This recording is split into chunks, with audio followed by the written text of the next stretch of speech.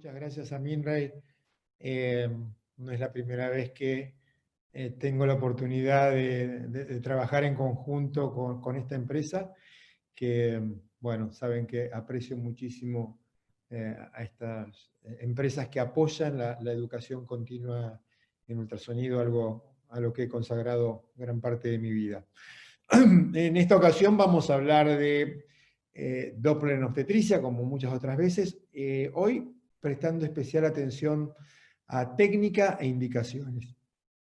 Y la técnica la vamos a basar en las guías de ISUO, que fueron publicadas en el año 2013, donde tuve la oportunidad de participar, y como primicia les cuento que las estamos renovando. El grupo que ven acá en pantalla estamos trabajando en la renovación, y de hecho hoy prácticamente tenemos la nueva versión para que salga publicada en breve.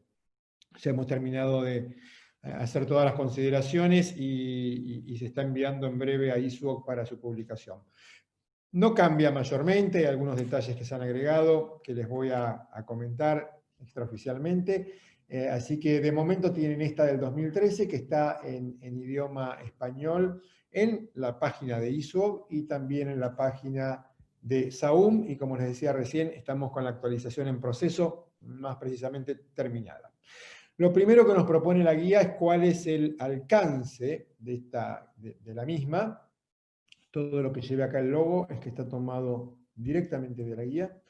Y es el ultrasonido Doppler de la circulación fetoplacentaria. No se refiere a otras áreas de ginecología, por ejemplo. Y fíjense que el primer punto que nos lleva a consideración y sobre el que en algún momento tendremos que hablar más en detalle es sobre evitar exposición a niveles elevados de energía en primer trimestre, y para eso ustedes tienen que verificar siempre que el índice térmico que indica la pantalla esté por debajo de 1. No es una guía que da indicaciones, lo que pretende es que todos trabajemos de manera parecida para minimizar errores y optimizar la reproducibilidad, o sea que todos trabajemos de manera similar. Debe contar el equipo con Doppler color y espectral, y que en la pantalla se pueda ver la frecuencia de repetición de pulsos, la frecuencia del transductor, el índice térmico, el índice mecánico, que pueda contornear las ondas de manera correcta, estimar las velocidades y los índices que habitualmente utilizamos, y demostrar los puntos incluidos en el trazado. Acá están viendo en este video algo de lo que les mencioné recién. Acá arriba el índice mecánico y el índice térmico. Y a la derecha la frecuencia del transductor y la frecuencia de repetición de pulsos.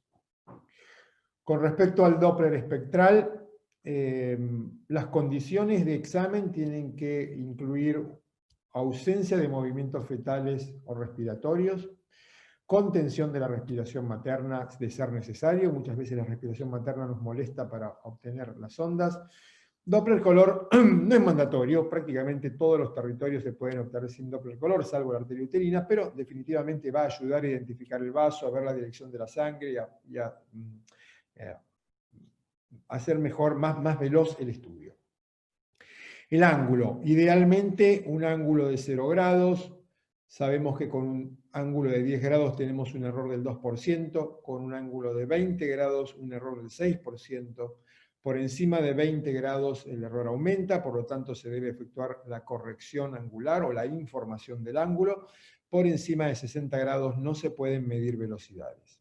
Vamos a mostrar ahora un poco lo que hemos hablado recién. El contorno de la imagen. Fíjense que en ocasiones la imagen no queda bien contorneada porque no hemos colocado un buen volumen de muestra, entonces hay zonas que no están tan marcadas y el equipo no las reconoce como el contorno, y en esos casos tenemos que verificar que las velocidades que está marcando el equipo sean correctas con lo que está observándose, que esta sea la velocidad máxima y que esta sea la velocidad mínima.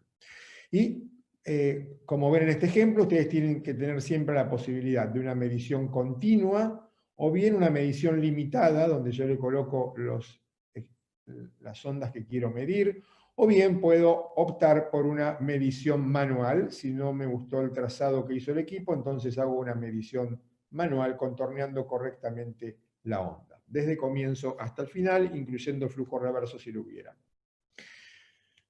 Esto es lo que ocurre cuando hay movimientos respiratorios, en este caso movimientos respiratorios muy marcados que pueden dar flujos ausentes o hasta reverso, irregularidad en la onda. Acá los movimientos respiratorios acá abajo no son tan marcados.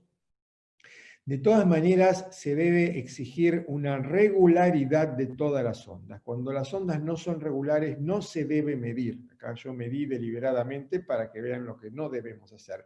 Yo no puedo presentar este estudio y medir una onda cuando no son todas regulares y iguales unas a la otra. Así que tengo que esperar a tener toda una tira regular y para demostrarle a quien recibe el estudio. Pero desde el punto de vista del operador, también tengo que ver que estoy en una situación de ausencia de movimientos, donde las ondas, más allá de las ondas que yo presente en la pantalla, tengo que estar viendo que estemos ante una situación de estabilidad de las ondas. Y recién ahí voy a poder medir. Todas las ondas tienen que ser iguales. Con respecto al ángulo de insonación, que es este que se produce entre el haz del ultrasonido y la dirección de la corriente sanguínea, tenemos que lograr que sea lo más cercano a 0 grados. Acá estamos teniendo un ángulo de 9 grados. Y obviamente sabemos que como el ángulo varía según la diferencia de frecuencia va a variar según el coseno del ángulo de insonación, ángulos muy abiertos van a responder a un coseno vecino a 0 y por lo tanto la onda va a ser pequeña o inexistente. A medida que vamos cerrando el ángulo, la onda va a ir aumentando, tanto en el espectro como en el color. Y la forma en que hacemos nosotros para mejorar esto es desplazando el transductor para enfrentar a la arteria, como estamos haciendo en este caso, y fíjense cómo ahora esta arteria uterina que había comenzado con un ángulo más abierto, la tenemos más cerrada, más o menos en unos 20 grados, más que suficiente para la arteria uterina que tiene buenas velocidades. Fíjense cómo cambió de acá a lo que terminamos viendo al final, cuando ya llevamos el transductor a la posición indicada. ¿Qué puede ocurrir si tengo un ángulo inadecuado? Bueno, que por ejemplo, acá estamos entrando en casi 90 grados, lo mismo que acá. Voy a tener ondas erráticas, ausencia de flujo de fin de diástole, y tal vez el operador o quien recibe el estudio, si no está experimentado, va a tomar conductas erróneas en base a estudios erróneos con técnicas defectuosas. ¿Qué pasa cuando tengo que medir velocidades absolutas? Bueno, el equipo asume que siempre estoy trabajando en 0 grados y utiliza como coseno el valor de 1. Si yo no estoy en un ángulo de 0 grados y quiero conocer una velocidad absoluta, por ejemplo, para el diagnóstico de anemia fetal, debo trabajar en 0 grados. Si no trabajo en 0 grados, le voy a tener que informar al equipo el ángulo. Cuando supere los 20 o 30 grados, no superar nunca los 60 grados. Si el propósito de mi medición de velocidad es el Doppler de la arteria cerebral media, la velocidad máxima para anemia, debo trabajar con un ángulo de 0 grados, sin apelar a correcciones. Fíjense cómo cambia. Acá yo estoy midiendo esta arteria uterina, acá arriba y acá abajo, es la misma arteria en el mismo momento, solo que acá no le estoy informando al equipo con qué ángulo trabajo. El equipo cree que estoy en 0 grados, lo cual no es cierto, y asume que la velocidad entonces es de 80 centímetros por segundo. Acá pasé a trazar el ángulo, le informo al equipo que no estoy trabajando con un ángulo de 0 grados, estoy trabajando con un ángulo de 35 grados. Entonces el equipo corrige, utiliza el coseno de 35 y la velocidad real entonces es de 98 centímetros. Como todas las velocidades, máxima, media y diastólica, van a cambiar de manera simétrica, los índices no se modifican. Entonces, si es para medir índices, no me importa estar enviando la corrección angular. Vamos a comenzar con un volumen de muestra amplio y vamos a reducirlo según necesidad. Tener en cuenta que al igual que para el modo B, la frecuencia del transductor la vamos a estar optimizando o variando para optimizar resolución versus penetración. El filtro de pared lo más bajo posible, 50-60 Hz, sé que trabajamos habitualmente en obstetricia con ondas con poca diástole y no tenemos que ocultarlas. La velocidad de barrido sirve para separar adecuadamente las ondas y la guía, tanto en su versión anterior como en esta versión actual, nos propone que no sean nunca menos de 4 ondas, nunca más de 10 ondas. A mí personalmente me gusta demostrar aproximadamente 6 ciclos u 8 ciclos cardíacos. El PRF, acorde a la frecuencia de repetición de pulsos, va a depender del vaso que tenga que estudiar. Los vasos con más velocidad voy a tener que subirlo, con menos velocidad lo voy a tener que bajar, pero para que todos trabajemos igual, entonces vamos a lograr ondas que ocupen el 75% de la pantalla. Ya tenemos dos grandes reparos importantes en la guía, en esta versión y en la próxima que viene, que tenemos que trabajar con 6 a 8 ondas, o más exactamente, no menos de 4, no más de 10, y con una altura de onda del 75% de la pantalla. Acá les estoy demostrando el volumen de muestra. Comenzamos con un volumen de muestra amplio y luego lo achicamos a un valor como este, que tome la totalidad del vaso sin incluir las paredes, sin estar solamente rescatando el flujo central. Evitamos el filtro, porque nos va a borrar las velocidades diastólicas y vamos a poder asumir erróneamente que estamos con un flujo ausente en diástole, y esto es artificial, lo hemos creado nosotros colocando el filtro. Sobre todo si el filtro nos va a eliminar la diástole. En este caso, hay una banda de filtro, como pueden ustedes ver acá abajo, pero no me elimina la diástole, me permite medir correctamente. Y acá estamos poniendo un ejemplo de una onda correctamente evaluada, pero si yo ahora le agrego filtro, fíjense que acá tiene un valor de filtro de 1, ahora el valor de filtro es de 3 y me borró velocidades. Como les dije recién, en este caso no llega a alterar la onda porque la diástole permanece.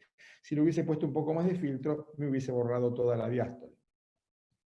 La velocidad de barrido, les dije recién, la optimizamos para tener no menos de 4, no más de 10 ondas. Acá hay demasiadas ondas, habitualmente esto aparece desparejo, la madre en ese lapso se movió, respiró. Es muy poco probable que ustedes puedan demostrar este número de ondas que sean todas parejas. Realmente no es ninguna técnica especial lo que les muestro, fue fortuna que la madre no experimentó movimientos en ese lapso. Y acá la forma correcta de presentarla con respecto a la número de ondas. Pero esto es, como van a ver ahora, una altura inadecuada. Tiene que ser más alta la onda, para que todos trabajemos igual y para que en cierta forma me certifique que estamos haciendo correctos ajustes en el equipo.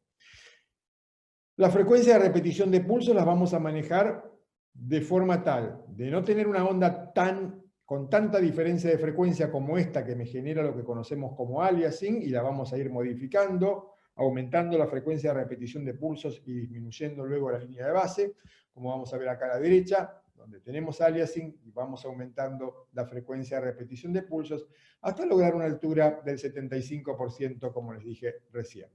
Y esta es la presentación que tenemos que tener. Con respecto a lo espectral, que es lo que estamos viendo, entonces acá están viendo 6 ondas y media, perfecto, y una altura del 75% de la pantalla. Adicionalmente, en el color, algunos detalles que les voy a comentar más adelante, una caja que esté limitada solamente al área de estudio, no tengo una caja tomando todo el sector, que me va a entorpecer la resolución temporal, un ángulo adecuado y una buena magnificación de la imagen. Esto es lo que debemos presentar. Cuando ustedes presentan un estudio así, le da seguridad al obstetra que está recibiendo el estudio. Se recomienda en la guía efectuar 2 registros y si la discrepancia es mayor al 10%, efectuar un tercero. En realidad, agreguemos a esto que privilegiar registros de buena calidad. No voy a tomar un segundo de mala calidad o un tercero de mala calidad. Si el primero fue de mala calidad, no me sirve, no lo tomo en consideración. Si tengo 2 o 3 registros de buena calidad que divergen un poco, bueno, habitualmente nos guiamos un poco también por las circunstancias clínicas. Actualizar el tiempo real, trabajamos mucho con el sonido, a veces mirando relativamente la pantalla y el sonido neto les da la idea de que están bien ubicados en el vaso. La recomendación de no invertir la presentación en pantalla rige sobre todo para el ecodoppler cardíaco, donde la dirección de los flujos suele ser de importancia. Pero, de todas maneras, para el operador experimentado, se va a guiar de la barra color y del signo menos, que acá se ve muy chiquitito, pero está, acá hay un signo menos, acá hay otro signo menos. La barra color me dice que lo que está acá rojo se está acercando. Si esto estuviese invertido, el azul estaría arriba. El signo negativo me dice que el negativo está acá, y que esto, como está en positivo, es lo que se acerca. O sea, el espectro en este caso está invertido. Con respecto al Doppler color, tiene más intensidad que el espectral, por lo tanto, tener cuidado de que no se modifique el índice térmico. Hay que limitar la ventana a la región de interés. Se los dije recién, no tener una ventana muy amplia. Podemos empezar con una ventana amplia para capturar bien la zona, para tener un panorama de lo que estoy estudiando, pero luego la voy a cerrar acorde a lo que esté buscando en el vaso. La frecuencia de repetición de pulsos, PRF, escala, la voy a ajustar para tener un color que me esté demostrando la velocidad que realmente hay en el vaso. Vamos a ajustar también la ganancia color, el filtro, ubicar correctamente un buen ángulo de insolación y, como les dije al principio, verificar cambios en el índice térmico sobre todo. Acá tenemos una imagen que les quema la vista y que se debe en este caso a una frecuencia de repetición de pulsos muy baja que voy a ir modificando, voy a ir aumentando hasta que desaparezca todo ese aliasing color.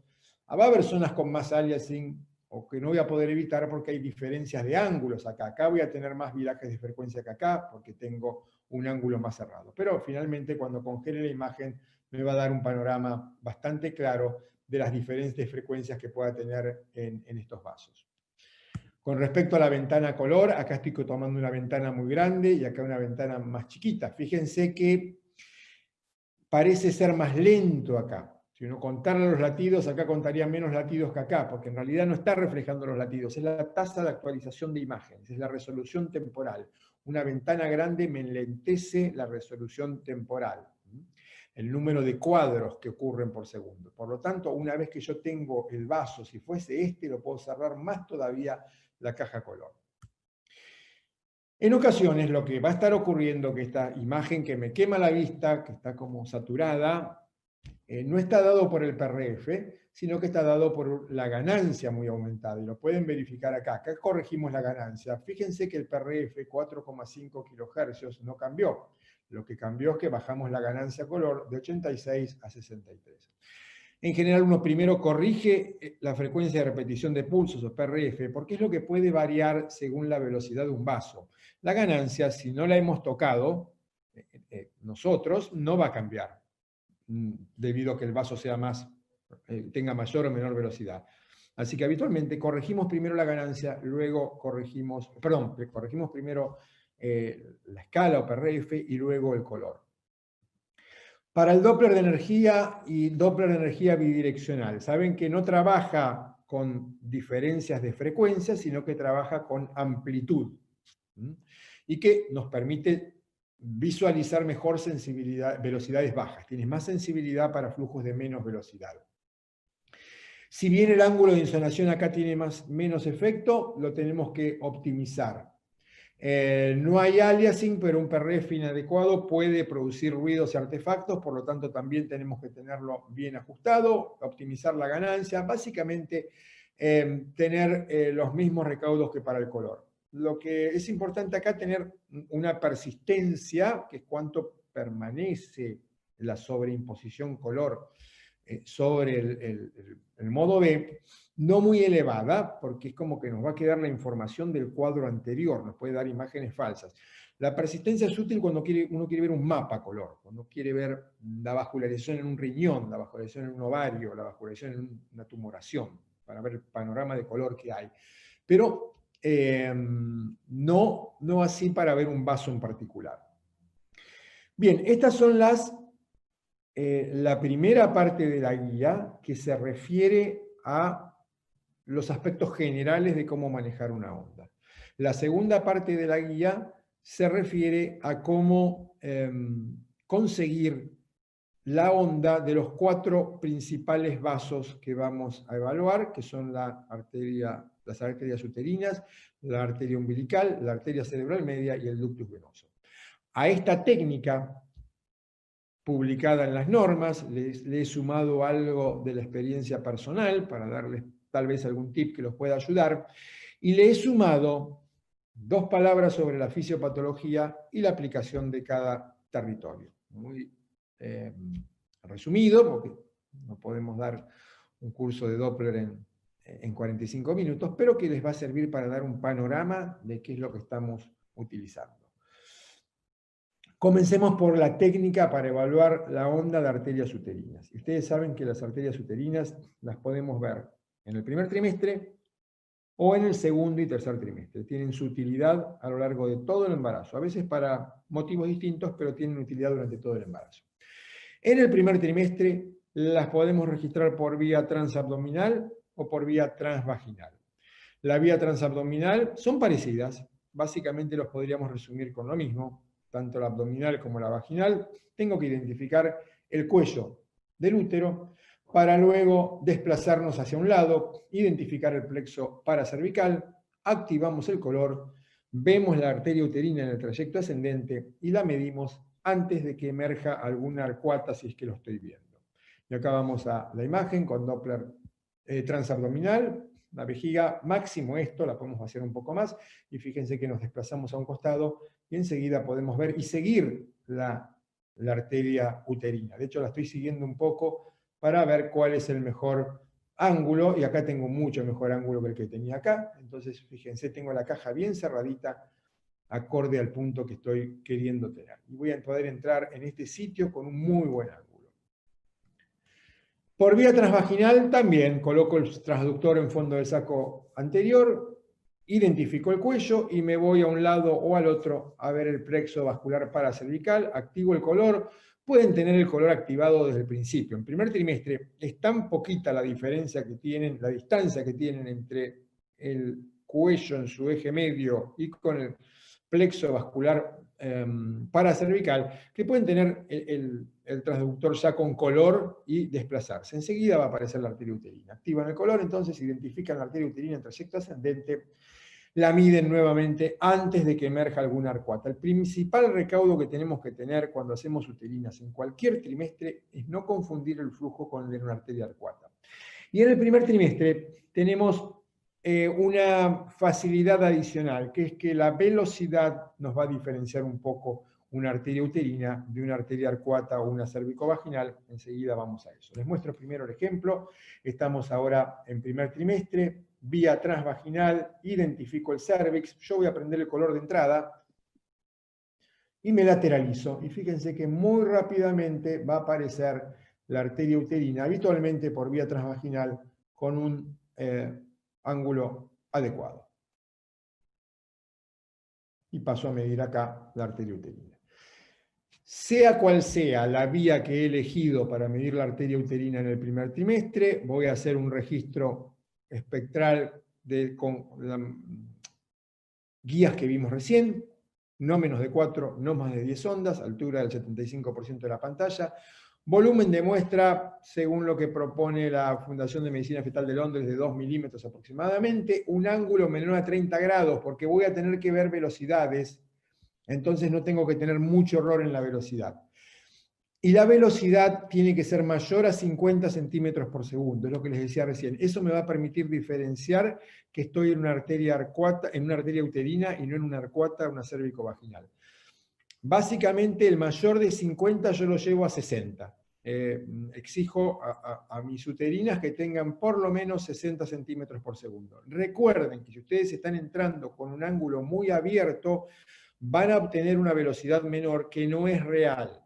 O sea, van a tener que llevar el ángulo a, en lo posible, 20 grados o menos, donde ya no haya necesidad de corregir, o corregir e informar el ángulo al equipo para que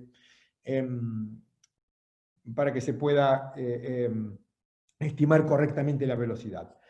Y finalmente, la metodología de trabajo actual es con el promedio de ambas uterinas. No es solamente la derecha, no es solamente la izquierda, no me interesa ni en primer trimestre, ni en segundo trimestre, ni el tercer trimestre el valor aislado de cada uterina, sino que me interesa el promedio. Y esto es la forma de onda de velocidad de flujo de una arteria uterina en el primer trimestre, antes de que se complete la segunda oleada de invasión trofoblástica, donde tenemos un patrón de elevada sístole, baja diástole, lo cual genera un alto índice de pulsatilidad y la presencia del notch protodiastólico. Vamos al segundo trimestre, y segundo trimestre podríamos agregar tercer trimestre, con la diferencia que en segundo trimestre podemos usar la vía abdominal y la vía vaginal, mientras que en tercer trimestre habitualmente no usamos ya la vía vaginal porque es menos confortable para la paciente y no tenemos la necesidad. En segundo trimestre la necesidad puede surgir porque aprovechamos para medir la longitud cervical. Entonces, la guía nos propone una sistemática un poco distinta a la que yo uso, pero totalmente válida, de ubicar el cuadrante, el transductor en el cuadrante lateral inferior del abdomen en plano parasagital, o sea, paralelo al ombligo, paralelo a la línea media de la madre. Esto cambió con respecto, les estoy dando la versión actual de la guía. En la guía que ustedes van a leer, que está todavía publicada, agregaba un angulado medialmente, con una angulación del transductor, que es algo que yo sigo utilizando. El volumen de muestra poquito después del cruce o antes de que emerja la arcuata. Esto es para que todos midamos parecido, pero en realidad no hay diferencias de velocidad antes o después del cruce, ni de resistencia importantes que puedan generar algún cambio de conducta clínica. Pero lo que sí es importante, lo dije hace un ratito, es identificar la arteria arcuata. Y ahora les voy a mostrar algunos ejemplos sobre eso. Optimicen el ángulo de insonación, miden el IP de cada arteria uterina y calculan el promedio. Y acá tienen en 3 pasos lo que yo hago. La guía nos propone que el transductor, así como está en esta línea media, sea desplazado hacia derecha o hacia izquierda en esta misma posición. Ustedes pueden alcanzar la uterina de esa manera. Yo prefiero hacer esta angulación, y que es una angulación que va a ser de más o menos 45 grados, más o menos, según cómo vaya creciendo el útero. Entonces, creo que cuando tenemos un útero como en este caso, de tercer trimestre prácticamente, va a ser necesaria una angulación para seguir la unión ísmico-cervical que va a estar angulada. Lógicamente que cuando estemos en semana 18, 20, tal vez no haga falta esta angulación. Entonces, la suma de maniobras que hago, perdón, es la que está resumiendo acá abajo. Desde la línea media, roto un poco el transductor y luego lo desplazo. Y paralelamente estoy viendo en la pantalla lo que les voy a mostrar en esta diapositiva, en este video. Ahí estoy llegando al borde del útero, desplazándome, ya estoy viendo trampita, estoy viendo acá la ilíaca externa, pero coloco el color y voy a ver el cruce de la arteria ilíaca externa, que es una arteria de más grosor y más pulsátil, con la arteria uterina que está acá. Y lo que voy a hacer a continuación, fíjense que si yo midiera acá, estaría entrando con un ángulo de prácticamente 90 grados. Como es una arteria de mucha velocidad, voy a tener flujo, pero seguramente voy a tener un flujo bilateral, sucio, entonces, y no muy lindo de presentar. Entonces, voy a ir desplazando mi transductor para enfrentarme con la arteria y voy a mejorar el ángulo para ingresar antes de tomar el espectro. Ahí sigo teniendo la ilíaca externa, bien pulsátil, cambia de rojo a azul, y la arteria uterina cruzando acá. Vamos a acelerar un poquito el video. Ahora voy a aumentar el PRF, subir el PRF para quitar el aliasing. Me reposicioné si se movió la paciente o me moví yo, hasta ir logrando la cantidad de ondas que quiero con la altura que quiero. Y miren lo que les decía recién con respecto a medir después del cruce. Si yo les colocara esta imagen, creo que la dan por una arteria uterina perfecta con el cruce con la ilíaca externa. Sin embargo, miren en el video lo que ocurre, cuando me desplazo un poco, esta es una maniobra que hago siempre, ir a seguir la uterina, para ver que realmente sea la uterina. Entonces ahora acá veo que aparece otro vaso. Y realmente todos pensarán que esta es la arcuata, porque la ven de menos calibre.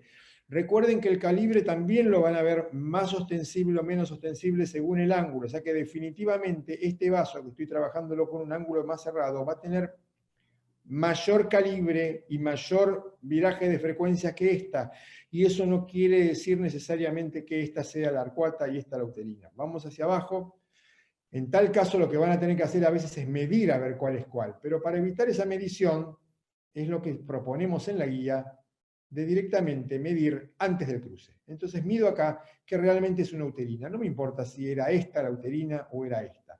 Como van a ver, la uterina era esta y no la que estábamos viendo originalmente. Y como sé que era esta, ¿por qué medí acá el tronco de la uterina y luego este vaso, perdón, esta era la uterina, y luego medí la arcuata acá, y fíjense cómo tiene menor resistencia y menor velocidad. Y para que vean que esto pasa muy seguido y que es muy importante que ustedes sigan el vaso a ver si es nuevamente esta arteria uterina bifurcándose acá, más que bifurcándose, perdón, arrojando una arcuata. En estos casos vamos a medir acá abajo, antes del cruce, antes de que se origine la arcuata. La vía transvaginal en segundo trimestre no difiere de la del primer trimestre. Vaciamos la vejiga, transductor en el fondo del saco lateral, y me voy para un lado, para otro, tomo los IP de cada una y calculo el promedio. Segundo trimestre, vía transvaginal, cuello, y me voy a desplazar hacia un lado o hacia otro. Les dije que íbamos a agregar la fisiopatología de cada uno en 2 palabras y la indicación. La fisiopatología en 2 palabras de las arterias uterinas consiste en la invasión trofoblástica que ocurre en el primer trimestre. Una arteria que sufre la primera y la segunda oleada de invasión trofoblástica transforma su patrón de elevada resistencia en un patrón de baja resistencia. Y esto es el principio que nos sirve para utilizar a las arterias uterinas con 2 aplicaciones fundamentales: tamizaje de preeclampsia, por un lado, combinado con otros marcadores, y diagnóstico de restricción de crecimiento por el otro. Son las 2 aplicaciones. Vamos a la arteria umbilical y identificamos el cordón umbilical, idealmente en sector libre, pero en ocasiones, y está explícito en la guía, por ejemplo, un embarazo múltiple, o cuando tenemos que seguir longitudinalmente el vaso para ver cómo evoluciona, vamos a ver algún sitio más determinado. Y tal vez ahí vayamos a medir ni bien sale el vaso del abdomen fetal, o inclusive cuando llega a la placenta. ¿Cuál es el problema? Ninguno. Hay tablas elaboradas a ambos lados de la vejiga, a la salida del cordón, en cordón libre y llegando a la placenta, con lo cual ustedes podrán medir en el sitio que quieran de ser necesario. La mayoría de las tablas que ustedes tienen al alcance son las de cordón libre, por lo tanto, si es posible, miden en cordón libre. Acá vamos a ver la técnica rápidamente. Observamos el cordón. Podríamos no usar color. Acá yo asumo que esta es una zona de buen ángulo. El color me va a ayudar a buscar el ángulo, pero era ese, como les dije. Entonces ahora tengo una caja cerrada. Magnifico la imagen y cierro la caja.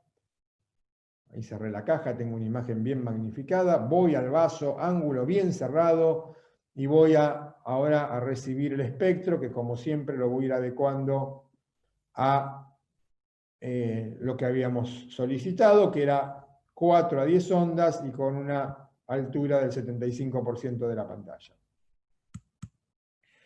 Los 4 puntos de medición a nivel paravesical, en la salida del abdomen, en cordón libre o a nivel de la placenta. Y la metodología correcta, como les dije recién. Fisiopatología de la arteria umbilical refleja la suficiencia vascular placentaria, pero recién cuando la placenta perdió más del 30%. Cuando la placenta perdió menos del 30%, la arteria umbilical no supera el percentil 95. Cuando perdió entre un 30 y un 60 sí va a mostrar índices elevados, y cuando pierde más del 60% va a tener flujo ausente o reverso. La aplicación de la arteria umbilical va a ser para la restricción de crecimiento intraútero, el diagnóstico, el seguimiento y la conducta. Está todo muy sintetizado, pero bueno, de paso los invito al próximo webinar de Minray, en el cual vamos a hablar de Doppler de arteria en la restricción de crecimiento. Vamos a la arteria cerebral media. La técnica consiste en identificar este plano que incluye los pedúnculos cerebrales, el quiasma óptico y las alas del efenoides. Y es más o menos lo que está puesto acá en las normas. Importante, les resalto lo más importante, medir en el tercio proximal. En las nuevas guías colocamos una imagen muy detallada donde está el tercio proximal, el tercio distal, todas las arterias identificadas para que sea más fácil visualizar el lugar. Ángulo cerrado, no apretar la calota, porque sobre todo en segundo trimestre es bastante compresible, va a comprimir la arteria y les va a hacer desaparecer velocidades diastólicas. Ya hay muchas publicaciones, sobre todo las del doctor Figueras, que muestran que hay una reproducibilidad interobservador moderada. Por lo tanto, es aconsejable realizar múltiples mediciones.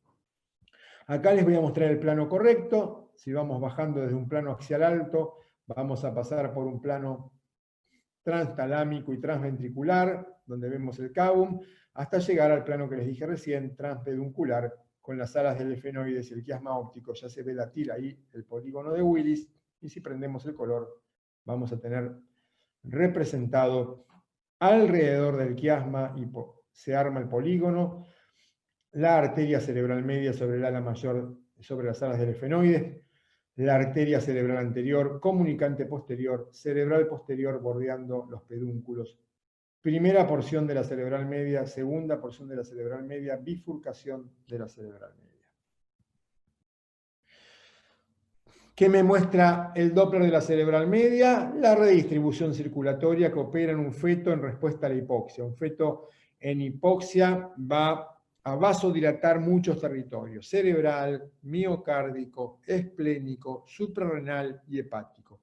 Todos esos territorios se pueden evidenciar, sí, se han evidenciado y están reportados en las publicaciones, sí, pero son difíciles. El más sencillo, el más estudiado es el cerebral, y dentro de los vasos cerebrales, de momento el más estudiado es la arteria cerebral media, que va a modificar su patrón de una alta resistencia a una baja resistencia. ¿Para qué nos sirve la evaluación de la arteria cerebral media? Para el seguimiento de la restricción de crecimiento intraútero, sobre todo la versión tardía, y la detección de anemia fetal.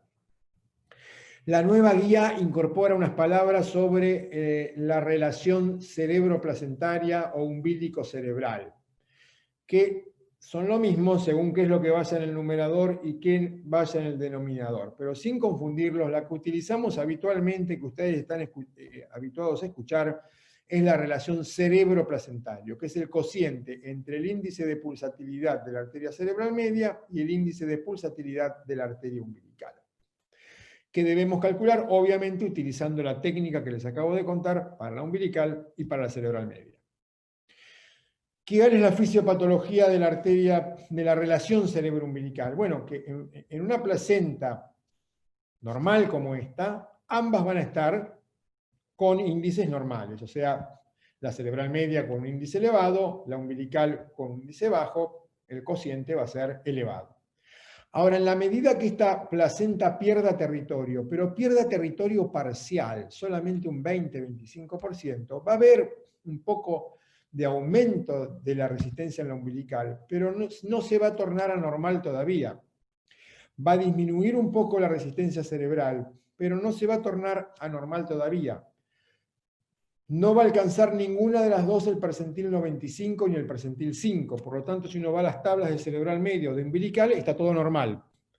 Pero la relación va a estar alterada, y eso es lo que me va a avisar que estoy ante una insuficiencia placentaria leve. Tal vez el estadio más leve que pueda tener, pero que me pone en advertencia de que este feto es pequeño porque es una placenta levemente insuficiente, típico y característico de la restricción de crecimiento intraútero tardía. Y es lo que les estoy poniendo acá: identificación de la insuficiencia placentaria leve típica del RCI tardío.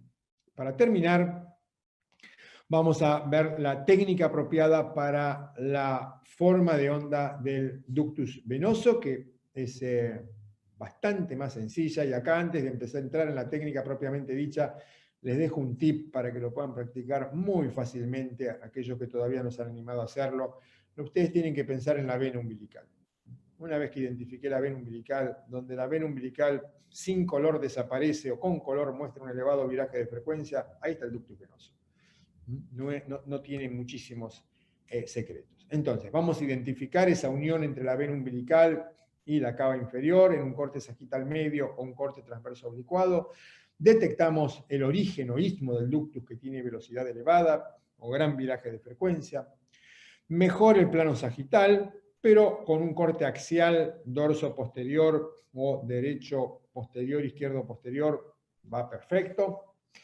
Reducimos el volumen de muestra, sobre todo en el embarazo precoz. La onda habitualmente es trifásica, pero puede ser bifásica o no pulsátil a medida que nos acercamos al término del embarazo. Y la característica del ductus venoso en comparación con otros flujos venosos es su elevada velocidad. Y estos son los pasos que tienen que seguir. Primer paso, corte sagital medio o parasagital o, como vamos a ver abajo a la derecha, transverso, pero con el dorso posterior o posterior derecho, posterior izquierdo, o anterior, pero no a la derecha ni a la izquierda. Dorso derecho, dorso izquierda no me sirve, mal ángulo me va a costar. Así que a veces los problemas aparecen porque empezamos mal. Si yo empiezo con un feto que está con el dorso a la derecha, tengo que comenzar por ingresar desde un plano adecuado. Si no, voy a romperme la cabeza y voy a considerar que el ductus es un vaso difícil, cuando en realidad es bastante sencillo. Si tengo un buen corte, voy a ver bien la vena umbilical y voy a ver acá el origen o istmo del ductus venoso. Ni Doppler color precisarían para estudiar este ductus venoso. Si ustedes colocan el volumen de muestra acá, ahí van a tener la señal. Ahora bien, puedo hacerlo en este corte sagital o también lo puedo ver en un corte axial. Y acá vemos la vena. ¿Dónde termina la vena? Si yo no viera el ductus como lo estoy viendo acá, igual donde se afina acá la vena umbilical, ahí podrían colocar el volumen de muestra, aunque no estén viendo el ductus. O si prenden el color, ahí se va a pintar. Y lo mismo acá en el corte axial. Aquí, donde desaparece la vena porque se va a unir con la porta, ahí colocan el Doppler color. Próximo paso, si no confiaron en lo que les dije, prenden el color y ahí van a tener el elevado viraje de frecuencia. Yo trabajo así, sin aliasing. El aliasing es un cambio técnico de instrumentación. Si yo bajo el PRF voy a tener aliasing. Si subo el PRF, tal vez ni se me pinte la umbilical, pero tengo acá mi viraje de frecuencia como lo tengo acá abajo. Voy a obtener la onda espectral trifásica, sístole, diástole precoz y diástole tardía o contracción auricular. La onda A de contracción auricular es anterógrada durante todo el embarazo en condiciones normales. Fisiopatología del ductus venoso. Deriva sangre que llega de la placenta con una saturación elevada de oxígeno a través del mismo hacia el foramen oval, corazón izquierdo, para que vaya directamente al cerebro y territorio supradiafragmático, incluye al miocardio, y le dé un flujo de alta saturación de oxígeno al cerebro y miocardio. Normalmente, 1/3 se deriva por el ductus venoso, 2/3 van al hígado.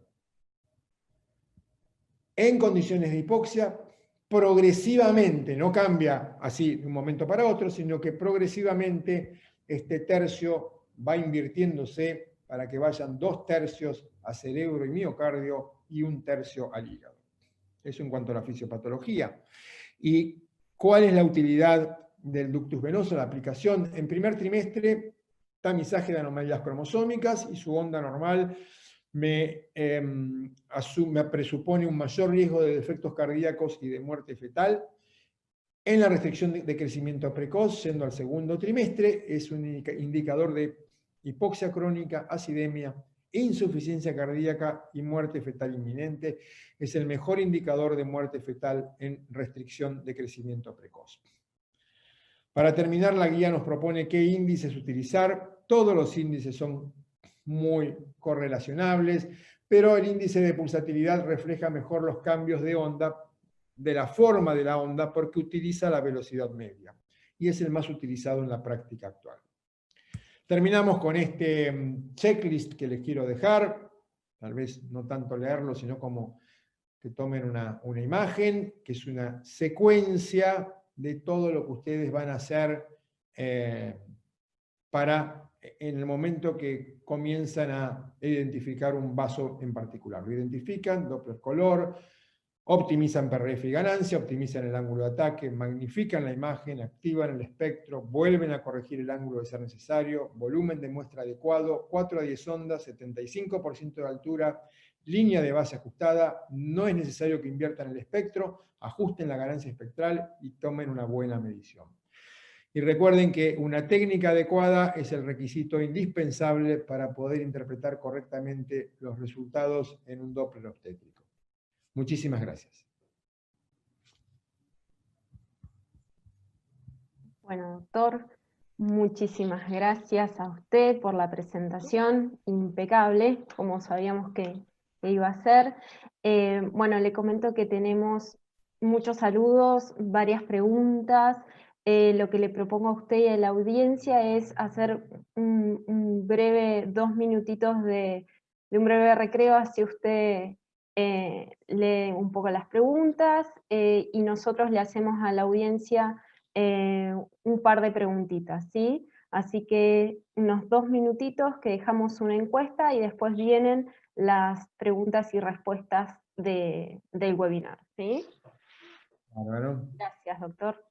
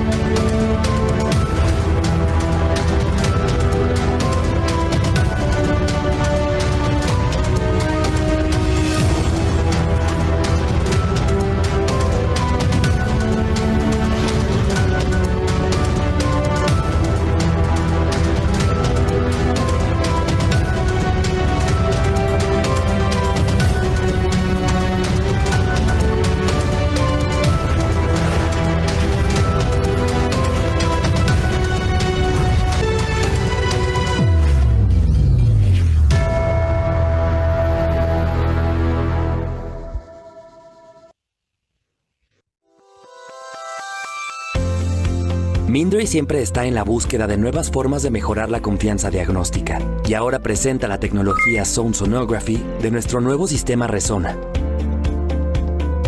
La nueva plataforma ZST Plus lleva la calidad de la imagen de ultrasonido a un nivel superior, mediante los 4 pilares del procesamiento de imagen del sistema Resona: enfoque dinámico de píxeles, adquisición acústica avanzada, compensación de velocidad de sonido, recuperación total de imágenes, con los cuales se obtiene un procesamiento de 10 veces más rápido y zonas focales mejoradas en campo cercano y lejano.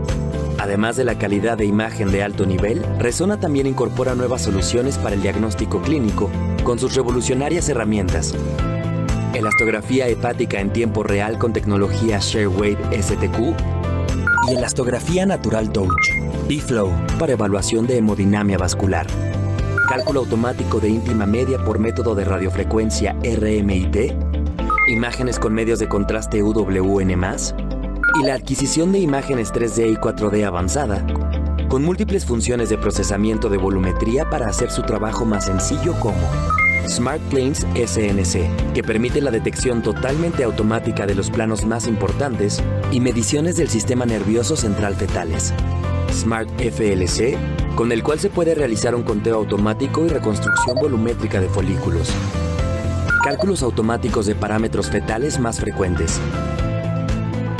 Gracias a la amplia gama de transductores, su diseño y variedad en frecuencia, es posible realizar un sinfín de estudios para varias aplicaciones. Las innovaciones inspiradas conducen a una mejor experiencia de usuario.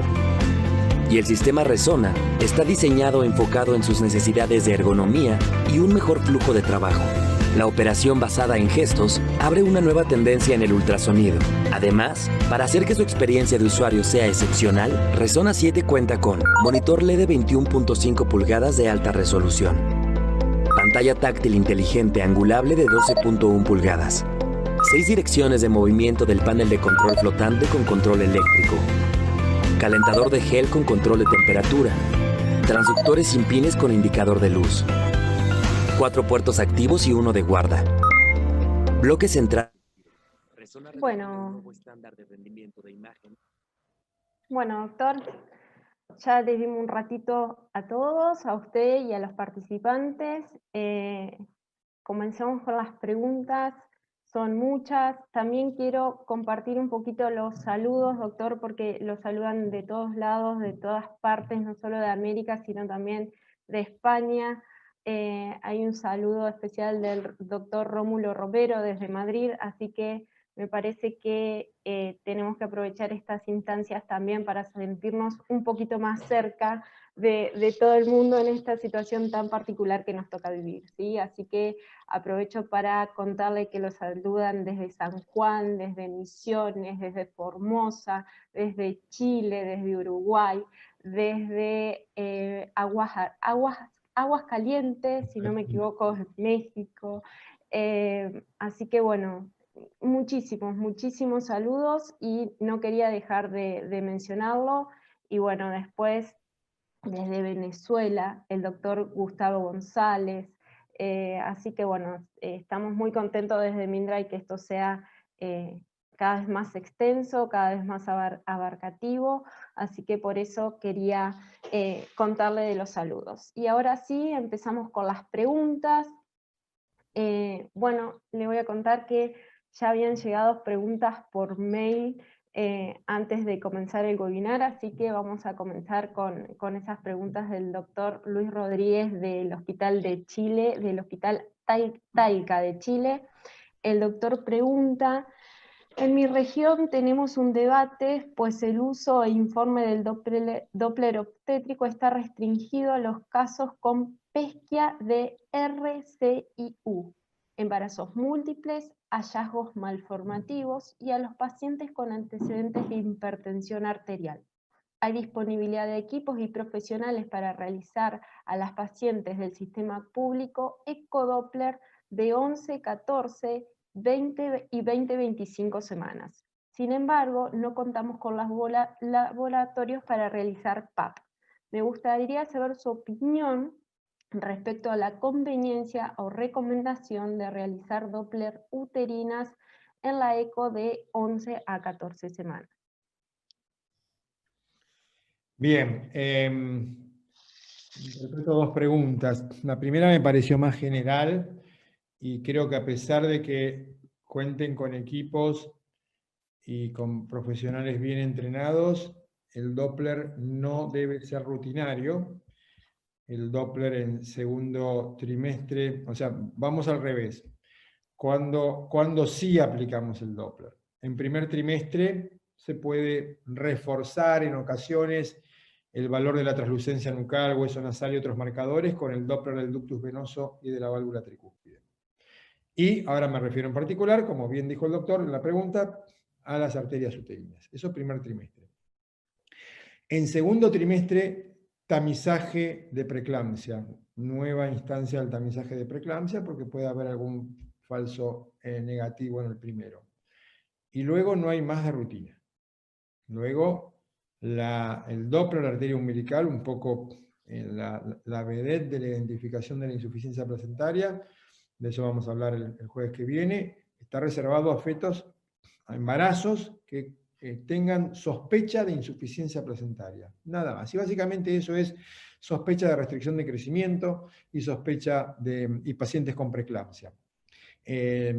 Hacer una arteria umbilical a toda la población en semana 20, no digo que se esté preguntando el doctor, pero por las dudas que se estuviese interpretando, que haya interpretado mal la pregunta, hacer una arteria umbilical a toda la población en semana 20 es desaconsejable, porque va a generar falsos positivos y toma de conductas. Eso es lo que sí hay que hacer. Lo otro, lo que no mencioné, no. Algunos casos en malformaciones, obviamente, que ayuden a visualizar casos puntuales, pero globalmente en la atención general de la embarazada rutinaria. Y con respecto a las arterias uterinas, eso queda a elección del obstetra. No sé si usted me habla como obstetra o no. En general, yo creo que me parece muy aconsejable que se haga el tamizaje de preeclampsia con los marcadores que tengamos. Cuanto más marcadores tengo, más aumento la tasa de detección. Sin embargo, hay dos grandes marcadores para preeclampsia en primer trimestre, y que son tal vez los más económicos, que son el Doppler de arterias uterinas y la toma de la presión arterial. Entonces, es un poco loco no tomar la presión arterial y gastar dinero en laboratorio. Si la paciente tiene cubierto el laboratorio, lo puede tener, bueno, el dosaje de PAPA para el preeclampsia no sirve, no agrega nada. PAPEI no sirve para preeclampsia, está harto demostrado ya que no. Sí puede ser el factor de crecimiento placentario, el PLGF, pero no el PAPA. PAPA lo van a pedir por ahí para el tamizaje de síndrome de Down y de paso lo usan, pero no mejora la tasa de detección. El PLGF lo puede mejorar, lo puede llevar de un 80% más o menos a un 90%.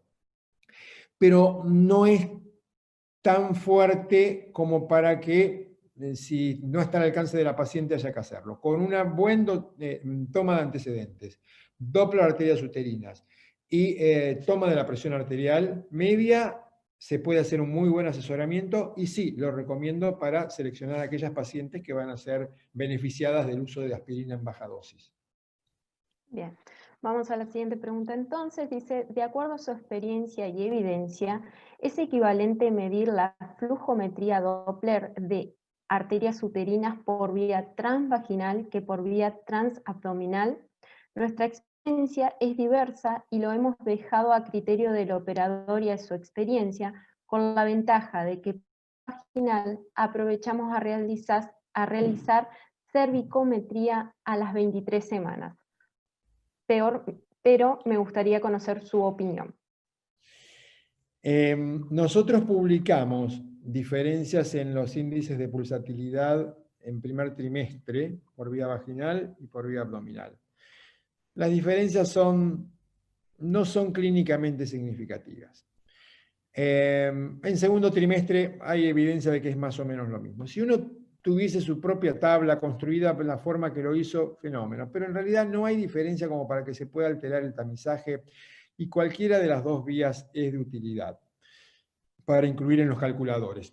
De hecho, los valores de referencia que más utilizamos, que son los del doctor Gómez de Medicina Fetal Barcelona, están construidos con vías alternantes. Primer trimestre he usado vía vaginal, en segundo trimestre abdominal, de manera tal que yo hago un poco lo que comenta el doctor de la pregunta. En primer trimestre prefiero la vía vaginal, me parece que es más sencilla. No es que la recomiende, que cada uno, como bien dice el doctor, haga la que más sencillo le resulte. Y en segundo trimestre, depende. Si la paciente viene solamente para tamizaje de preeclampsia, le hago por vía abdominal. Si me piden una cervicometría, aprovecho el momento de la cervicometría y hago la vía transvaginal. Perfecto. Bien, vamos con la siguiente. Dice, cuando la translucencia nucal en la semana 11 a 14 es normal y HN está presente, ¿cree conveniente medir flujometría de ductus venoso y evaluar el flujo tricuspideo? Yo me manejo con el programa de cálculo de riesgo de la Fundación de Medicina Fetal de Londres, donde el esquema de trabajo es que uno en un primer paso utiliza antecedentes maternos, translucencia nucal, edad materna obviamente incluidos los antecedentes, translucencia nucal y laboratorio. Si el resultado nos da peor que 1 en 100, le sugerimos a la paciente un estudio invasivo. Y estoy quitando del medio el DNA en sangre materna, que no podríamos, pero no está tan ampliamente difundido. Si nos da peor que 1 en 100, entonces directamente, independientemente del ductus venoso, no lo tomamos en cuenta, directamente se le sugiere un estudio invasivo. Si el estudio nos da mejor que 1 en 1000, directamente le decimos que venga en la semana 20 para hacer un estudio detallado de la anatomía. Si nos da entre 1 en 100 y 1 en 1000, ahí colocamos el combo de los 3 marcadores: ductus, tricúspide y hueso nasal. Esa es la forma que recomienda la Fundación de Medicina Fetal de Londres. La única variante es que ellos usan 1 en 50 y nosotros 1 en 100 para ser un poquito más sensibles. Pero, y esa es la forma a la que yo me ajusto. Porque si uno le da de movida, le da mucha importancia a los marcadores secundarios, hueso, tricúspide y ductus, puede quitarle valor a la bioquímica, que tiene más valor que esos marcadores secundarios. Ahora, de todas formas, esos marcadores los hacemos siempre, sobre todo los marcadores Doppler, porque son marcadores de otras alternativas. Un ductus venoso anormal me aumenta el riesgo de otras anormalidades, de otros problemas estructurales, de displasias óseas, de anomalías cardíacas, etc. Así como la combinación ductus venoso tricúspide anormal me aumentan el riesgo de cardiopatías. Así que igual los hacemos siempre, pero los tomamos sí o no en el cálculo dependiendo del valor que me dé el tamizaje. Perfecto, doctor. Bueno, sigo recolectando preguntas, doctor, ¿sí? Vamos a otra. Dice, ¿está contraindicado el uso del Power Doppler en el primer trimestre o en la arteria cerebral media? Está contraindicado todo lo que no sea necesario. Entonces, la pregunta sería, ¿para qué le voy a mirar la cerebral media en primer trimestre? Hay un estudio muy loco hasta donde yo sé publicado, que todavía no sé por qué se publicó, porque va en contra de todas las normas de bioseguridad, pero se publicó y se publicó en una revista blanca, lo cual nos llama la atención. Y donde la recomendación final es: si usted sospecha una agenesia de cuerpo calloso porque no ve la pericallosa, entonces estudia el feto en la semana 20. Bueno, para eso lo estudio en la semana 20 y no lo expongo a altos índices térmicos. El Doppler en primer trimestre lo tenemos que utilizar a partir de la semana 11 para tricúspide y ductus venoso. No tiene efecto, ningún tipo de efecto adverso, trabajar sobre las uterinas que no están en el feto. Bien. Dice, al insonar la arteria umbilical, ¿el IP será mayor cerca de la placenta? No, será menor cerca de la placenta. A medida que nos alejamos del feto va disminuyendo. Y cuando llegamos a la placenta, la arteria umbilical aumenta de calibre y como la caída en la resistencia es exponencial con respecto al aumento del diámetro, hay una caída de la resistencia. Pero como les dije durante la conferencia, si usted quiere utilizar el extremo placentario porque le es más fácil, y si compara sus resultados con una tabla realizada a nivel placentario, no hay ningún inconveniente. Perfecto. Vamos a la otra. Dice, si insonamos el ductus venoso en el corte axial, ¿conseguimos mejor ángulo? Siempre, a ver, el ductus venoso tiene esta orientación en el sagital más o menos. Si yo entro así, tengo muy buen ángulo, y si lo tengo en el axial, también tengo un buen ángulo. La verdad que en cualquiera de los dos cortes se puede conseguir un muy buen ángulo. Eso depende de la experiencia de cada uno, de la facilidad de cada uno, que termine logrando la mejor forma, ¿no? Pero en ambos, tanto en un sagital como en un axial, puede conseguir buenos ángulos. Bien. La siguiente, doctor, dice, ¿el notch protodiastólico pierde trascendencia con la medición del IP en primer trimestre? Sí, definitivamente. A pesar de que en las guías ponemos... En primer trimestre el 70%, sobre todo si me está preguntando por primer trimestre, el 60-70% de los registros va a tener notch. O sea que no es un indicador. Y utilizamos, por eso hice mucho énfasis en eso, el índice de pulsatilidad promedio. Aparte, el índice de pulsatilidad, como mide la velocidad media, en cierta forma refleja el notch también. Es un muy buen indicador. No hace falta en el tamizaje de preeclampsia en primer trimestre, a pesar de que se sigue colocando el notch. Creo que no se logró cambiar la opinión de la guía y figura que se debe reportar el notch. Pero sobre todo para tercer trimestre, porque cuando vamos a los cálculos de riesgo, con programas de cálculo de riesgo, no le preguntan si tienen 8 o no tienen 8, le pregunta el índice de pulsatilidad. Perfecto. Bueno, la siguiente pregunta dice, una paciente con 27 semanas de gestación, con RCIU, con Doppler de arterial umbilical, con ausencia de diástole y cerebral media bajo el percentil 5 y ductus venoso normal. ¿Cuál sería el mejor seguimiento de este feto o sería mejor terminar el embarazo? Le voy a dar dos caminos al doctor. El camino corto, ahora se lo resumo. El camino un poco más largo, lo invitamos al webinar del jueves que viene, donde vamos a hablar muy en detalle de esto.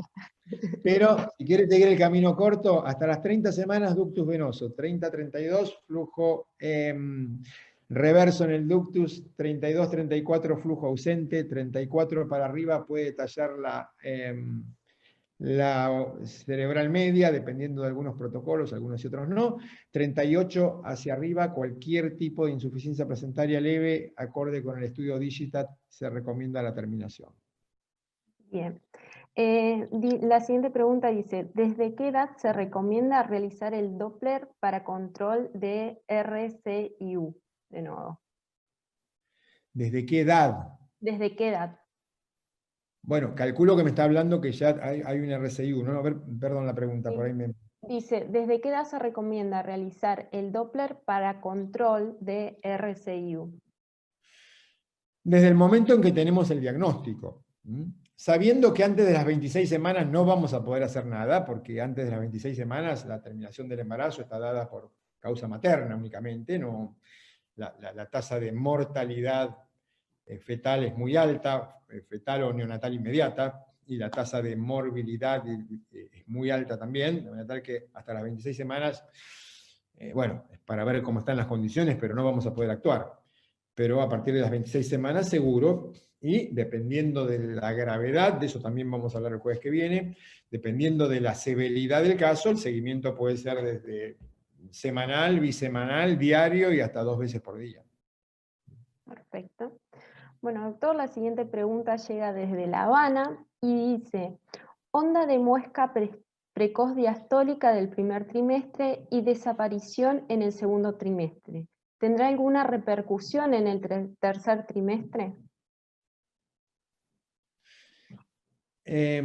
Había un estudio sobre eso, pero no sé a qué se refiere el doctor, si a preeclampsia o a restricción de crecimiento intraútero, así que voy a tratar de contestar a ambas. O sea, no utilizamos la muesca aislada, con lo cual no me es fácil contestarle porque no usamos la muesca, no tengo registro de eso ni experiencia en eso, porque lo que hacemos es registrar el riesgo. Lo que le puedo decir es que a veces nos puede dar un riesgo elevado en primer trimestre, que lo podría asociar a su muesca, y normal en segundo trimestre. Y asumimos que esa normalización es de buen pronóstico. Es de buen pronóstico, pero no vamos a dejar la administración de aspirina por ese motivo. La posibilidad de la normalización existe, así como recordar siempre que el segundo trimestre tiene mejor tasa de detección que el primer trimestre. Utilizamos la uterina en primer trimestre para poder estar a tiempo de usar una profilaxis, pero como sensibilidad es mejor en el segundo. Perfecto. Vamos a la siguiente pregunta. ¿Las tablas de IP son equivalentes para medición por vía abdominal y vía vaginal? Bueno, creo que lo contestamos antes, fue la primera pregunta, son similares, se pueden usar. Estadísticamente no son exactamente iguales, de hecho ya les dije, lo hemos reportado por vía transvaginal nosotros encontramos un poco menos de resistencia, otros han encontrado un poco más, pero lo cierto es que no varían significativamente. Es mucho mejor tener cuidado en no estar tomando una arcuata, que eso sí nos puede generar grandes cambios. Bien. La siguiente pregunta dice, ¿está protocolizado la valoración rutinaria de ductus venoso en segundo y en tercer trimestre o solo en casos especiales? No, quiero hacer más énfasis todavía, no solamente del ductus venoso, sino tampoco de otros vasos. Rutinariamente, la única rutina, repito, el tamizaje de primer trimestre, y tamizaje de preeclampsia en semana 12 y en semana 22. Todo el resto es por indicación. Perfecto. Dice, ¿alguna experiencia de agnesia de ductus venoso? ¿O alguna experiencia de agnesia en ductus venoso? Sí, no... A ver, desde un punto de vista de fisiopatología, la agenesia de ductus venoso no influye en un feto normal, porque en condiciones normales, a pesar de que no tenga el ductus, le alcanza con la circulación que pueda establecerse. Hay que ver por dónde va la derivación del ductus venoso. Pero podría tenerla en un feto que está tratando de adaptarse a la hipoxia, porque no va a poder ocurrir la redistribución venosa. Ahora, el tema del ductus venoso ausente, más que nada, es la asociación con anomalías estructurales y sobre todo cardíacas. Entonces, cuando uno no ve el ductus venoso, habitualmente por ahí va a encontrar primero la anomalía cardíaca y después el ductus venoso. Pero en muchas ocasiones, una agenesia de ductus venoso puede pasar totalmente inadvertida o sin mayores complicaciones. Pero puede tener anomalías asociadas y hay que estar alerta a eso. Bien. Después un doctor pide si por favor puede repetir la secuencia de alteraciones en los parámetros Doppler en RCIU temprano. Sí, bajo temor de que, bueno, aclarando que no es tan sencillo todo y que está bueno que conozcamos el porqué, pero antes de las 26 semanas, indicación materna. 26 a 30, ductus venoso. 30 a 32, flujo reverso en la umbilical. 32 a 34, flujo ausente en la umbilical. 34 a 38, muchos toman la cerebral media. No es uniforme esto en todos los protocolos, pero lo podría considerar. Y 38 a 40, con insuficiencia placentaria. Por ejemplo, por debajo del percentil 5 y relación cerebro-placentaria alterada, se termina la gestación al término porque, bueno, por la posibilidad de la muerte fetal sin causa aparente en los pequeños. Bien.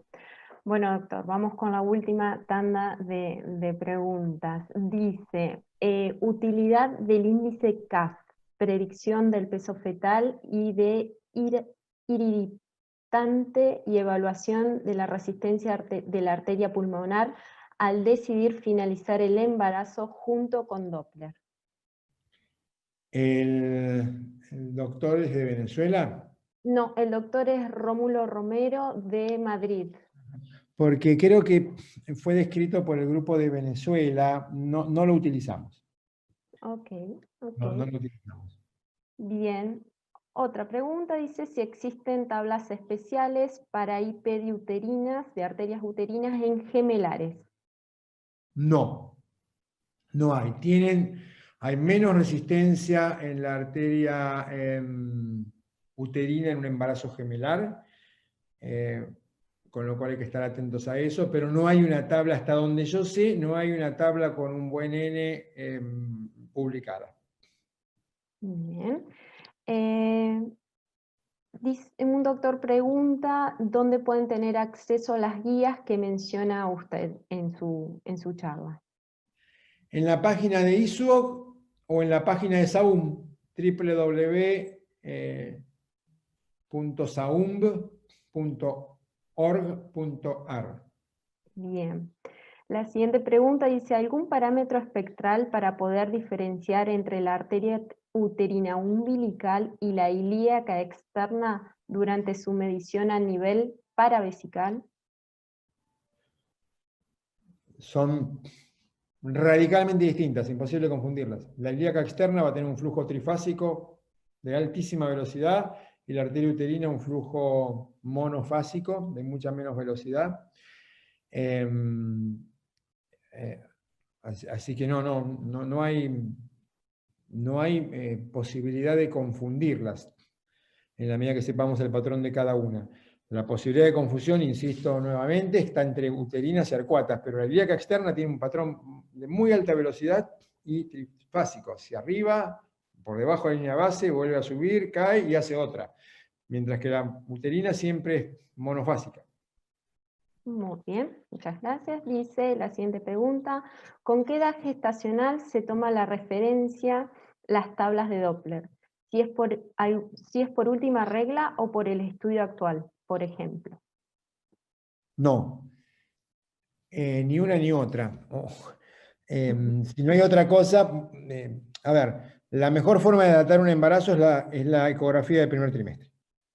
O sea que si disponemos de todo eso, es la ecografía del primer trimestre. Ahora, si no tenemos una ecografía del primer trimestre y la menorrea es cierta y coincide con la edad gestacional actual, es esa.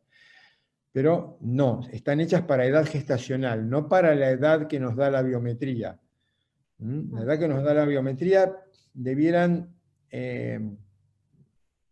anularla para evitar confusiones.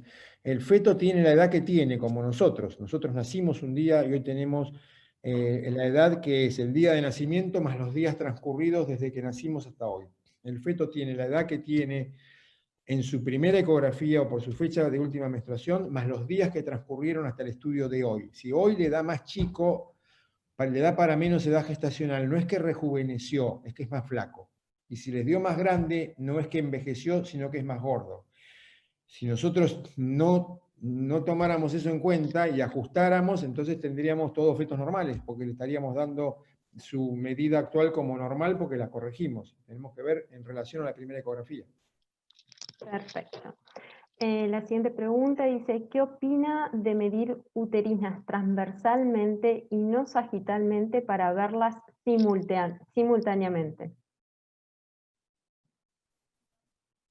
Si la técnica le resulta, yo creo que eso puede llegar a dar lugar en primer trimestre. Nunca lo vi hacer, la verdad, ni se me ocurrió hacerlo, pero si al doctor le resulta y las puede ver simultáneamente, siempre hay una distancia entre uterinas que no va a permitir que siempre las encontremos, va a tener el riesgo de estar cruzando una arcuata. La verdad que yo creo que hay cosas que están tan bien estudiadas, tan publicadas, tan normatizadas, que ¿para qué inventamos? Siempre surge alguna idea de alguien que quiere cambiar el mundo, ¿no? En todo sentido, y la medicina no se escapa a eso, pero la evidencia es soberana y la experiencia sumada a la evidencia también, siempre va a haber. Bueno, así que a veces tengan cuidado cuando alguien les dice, yo mido la cerebral media entrando por el cuello y desde ahí me guío por la carótida. Y bueno, está publicado, no te genera errores. La verdad, a mí me parece, me sorprende la pregunta porque nunca lo vi, pero me parece que sería, de hecho, que no creo que lo pueda hacer en un útero de 38 semanas. ¿Cómo hace para llegar a las dos uterinas al mismo lugar, tiempo? En uno de 12 semanas, ¿y cómo sabe que no está agarrando una arcuata? Lo veo medio temerario.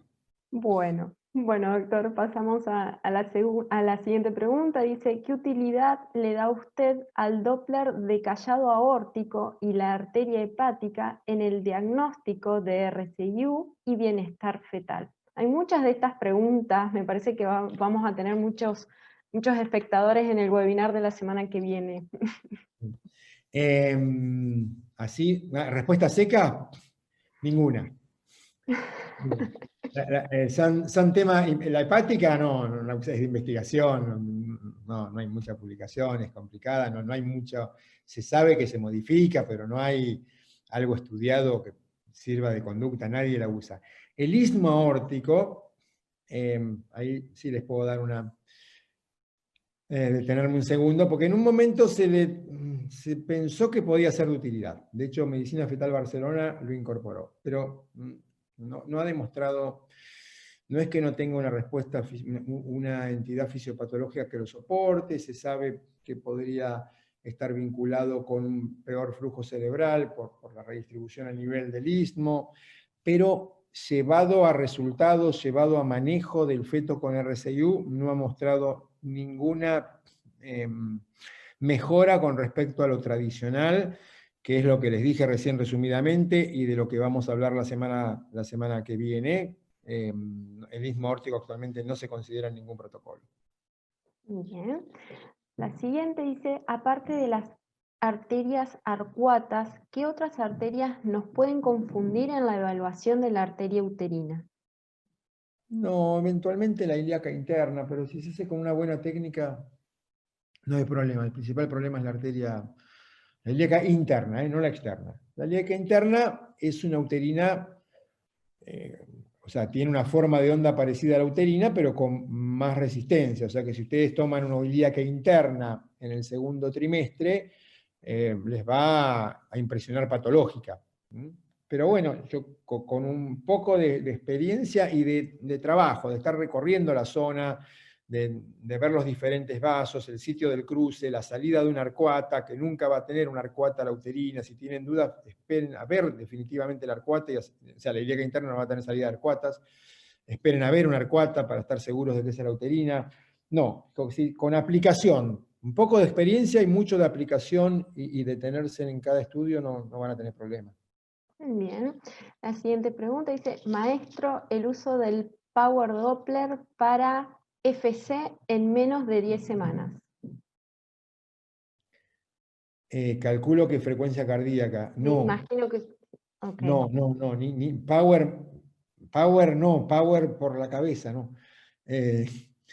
No, de hecho, si le va a hacer si le va a hacer la frecuencia cardíaca con Doppler, que no lo aconsejo del todo, hágale un espectral muy breve y nada más. Yo hasta la semana 11 uso modo M, no uso Doppler. Pero le dejo esa salvedad porque usted me dice, ¿por qué? ¿Se va a morir el feto? ¿Va a tener una malformación porque le registré 3 latidos? No, pero colocarle el Power Doppler no tiene sentido. Hay una regla de oro en bioseguridad, que se repite hasta el hartazgo en cuanta publicación haya y en cuanto congreso ustedes puedan ir, que es el principio ALARA. ALARA viene de las siglas en inglés, lo más bajo que sea razonablemente posible, o sea, lo mínimo indispensable. Y el estudio tiene que ser hecho con alguna indicación, no es para jugar. El feto de 10 semanas no es un elemento para jugar, no es el juguete de la madre para que le pongamos colores y vueltas y mostremos, y estemos 10 horas dándole calor, etcétera, etcétera. No es un juego el embarazo, es medicina. Entonces fuimos formados como médicos, hagamos medicina, no distorsionemos. A la paciente le gusta que juguemos, pero tenemos que poner un límite al juego. No somos... payasos, con todo el respeto, que estamos jugando en un sitio. Somos médicos que estamos cuidando la salud fetal, y colocarle Doppler de energía a un feto de 10 semanas es ir en contra de todo canon. No hay ninguna guía que lo vaya a proteger a ese doctor. Si a la madre se le ocurre decirle el día de mañana que el hijo tenía un dedo menos porque le pusieron el Doppler de energía. Es una locura lo que le plantea la madre, pero no va a haber nadie que lo pueda defender con evidencia. Bien. Bueno, un doctor pregunta dónde consigue las tablas de Doppler. Bueno, están en todas las publicaciones. Próximamente las vamos a ir subiendo a la página de Saúm. Transitoriamente yo tengo una página personal que es mi apellido y nombre, que ahí están todas las tablas de Doppler. Bien. Pero publicaciones, tabla de Gómez, tabla de Arduini, tabla de Bayat, sino también en las publicaciones están, ¿no? Bien. Uso del Doppler en búsqueda de arteria subclavia derecha fetal aberrante.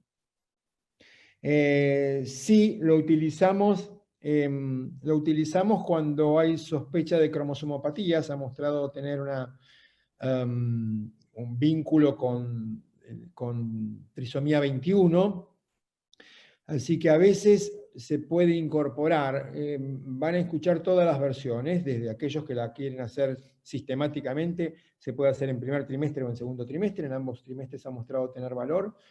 El valor es ese, tamizaje de síndrome de Down, y hay quienes lo hacen rutinariamente o hay quienes lo aplican para, cuando hay algún marcador, mejorar la sensibilidad y especificidad. O sea, si yo encontré un hueso nasal ausente, de repente me fijo si está la subclavia derecha aberrante para sumar un marcador más. Pero sí, es un elemento de utilidad fuera de lo que estamos hablando de... Y podría ser, es algo que se puede utilizar sin indicación. O sea, la indicación es el tamizaje de cromosomopatías. Perfecto. Bueno, después un doctor que pregunta cómo se inscribe para el próximo webinar. El doctor va a estar disponible, va a haber invitación por mail, va a haber publicaciones en las diferentes redes sociales, así que no se preocupen que vamos a pasar la información. Después, ¿dónde podemos tener las guías actualizadas de la charla de hoy? Creo que ya respondió eso. ¿Sí? Y la última, doctor, dice, ¿algún tip para Doppler de arteria cerebral media cuando el cráneo es muy osificado? En condiciones normales todos los cráneos tienen una osificación más o menos parecida, así que la verdad que no... Buscar un buen plano. Buscar un buen plano, si ustedes hacen un buen plano, como les mostré recién, bajando y llegar al plano transpeduncular, no hay mayor... El principal problema con la cerebral media no es la osificación del cráneo, es que tal vez no hay tanta diferencia de osificación, tal vez no está entrando bien a través de la fontanela. O los fetos con dorso anterior, donde tienen el occipital acá arriba. Ahí va a ser un problema, tienen que entrar de costado y es complicado. A veces hemos tenido que usar la vía vaginal, y en tal caso, y esto por ahí es más para obstetras, que le tenemos menos miedo al feto, movilizar al feto, movilizarle la cabeza para que rote un poquito y poder tenerlo en un buen plano.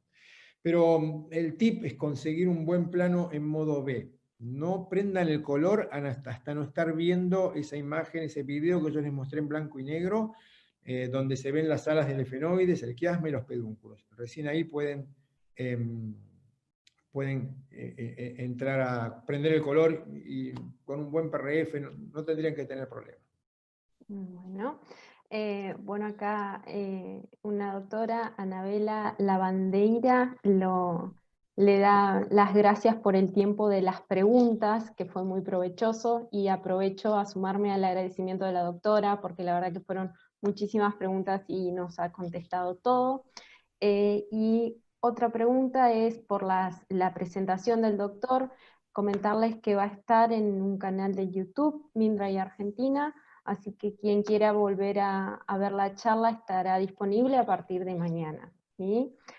Doctor, hay infinidad de saludos para usted, agradecimientos, excelente conferencia, se repiten y se repiten desde todas partes. Así que me sumo a sus colegas, agradecerle por el tiempo, la predisposición, la claridad, y bueno, lo esperamos la semana que viene, y esperamos a toda la audiencia la semana que viene en un nuevo webinar, que creo que va a ser tan provechoso como este. Doctor, muchísimas gracias. No, gracias a ustedes, gracias por auspiciar estos eventos. Antonella, por tu disposición para manejar las preguntas, también tuviste trabajo duro, pero creo que lo manejamos bastante bien. Y mis saludos y reconocimiento a todos los que están presentes, a esos saludos que estoy viendo acá y que me motivan, me emocionan, dan fuerzas para seguir adelante. La verdad que les mando un abrazo virtual enorme a todos y cada uno de ustedes, y no saben, a muchos los reconozco, de Aguascalientes, de gente que hemos compartido momentos, de todos los lugares estos de Latinoamérica, las ganas que tengo de que nos podamos reencontrar. Ojalá sea muy pronto. Ojalá que sí. Bueno, muchísimas gracias, doctor. Un saludo grande a todos los espectadores y nos vemos la semana que viene. Muchas gracias.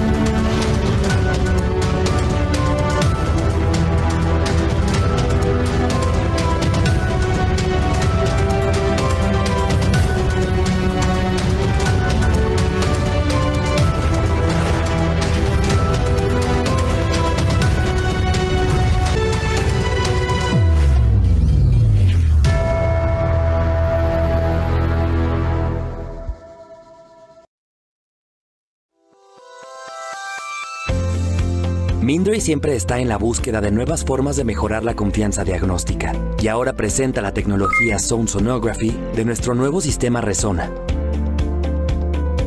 La nueva plataforma ZST Plus lleva la calidad de la imagen de ultrasonido a un nivel superior, mediante los 4 pilares del procesamiento de imagen del sistema Resona: enfoque dinámico de píxeles, adquisición acústica avanzada, compensación de velocidad de sonido, recuperación total de imágenes, con los cuales se obtiene un procesamiento de 10 veces más rápido y zonas focales mejoradas en campo cercano y lejano. Además de la calidad de imagen de alto nivel, Resona también incorpora nuevas soluciones para el diagnóstico clínico con sus revolucionarias herramientas: elastografía hepática en tiempo real con tecnología ShareWave STQ y elastografía natural Touch B-Flow para evaluación de hemodinamia vascular, cálculo automático de íntima media por método de radiofrecuencia RMIT, imágenes con medios de contraste UWN+, y la adquisición de imágenes 3D y 4D avanzada, con múltiples funciones de procesamiento de volumetría para hacer su trabajo más sencillo, como Smart Planes SNC, que permite la detección totalmente automática de los planos más importantes y mediciones del sistema nervioso central fetales; Smart FLC, con el cual se puede realizar un conteo automático y reconstrucción volumétrica de folículos; cálculos automáticos de parámetros fetales más frecuentes. Gracias a la amplia gama de transductores, su diseño y variedad en frecuencia, es posible realizar un sinfín de estudios para varias aplicaciones. Las innovaciones inspiradas conducen a una mejor experiencia de usuario.